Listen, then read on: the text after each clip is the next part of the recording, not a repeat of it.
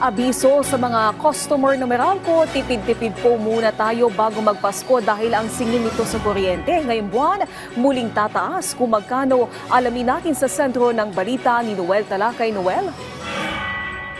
Naomi, tama ka dyan. Abiso sa ating mga customer ng Meralco dahil ngayong buwan ay magkakaroon ng taas singil sa kuryente.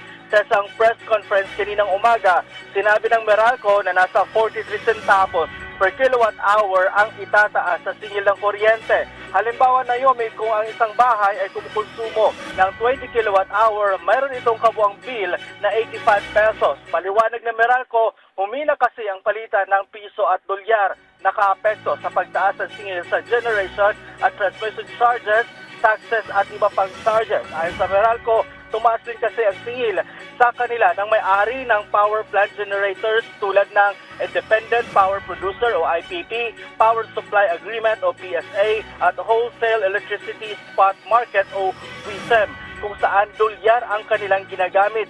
Ganon din ang transmission charge ng National Grid Corporation at the Philippines o NGCP. Dolyar din ang ginagamit pambili ng fuel at singil ng Malampaya cost. Pero git ang Meralco, hindi nila tinaasan ang singil ng distribution charge. Ang pagtaas ay dahilan sa pagtaas ng generation charges ng 29 centavos per kilowatt hour. Transmission may pagtaas na 7 centavos rounded off. Ang buwis o taxes 3 centavos at yung other charges tulad ng feed oil, power and production subsidies, system losses at universal charges o others ay may pagtaas ng 3 centavos din rounded off.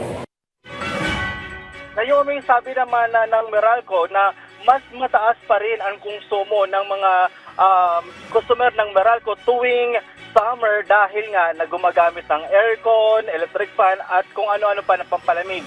Mas mataas pa rin ito kumpara ngayong December or ngayong patapos itong 2024. Naomi?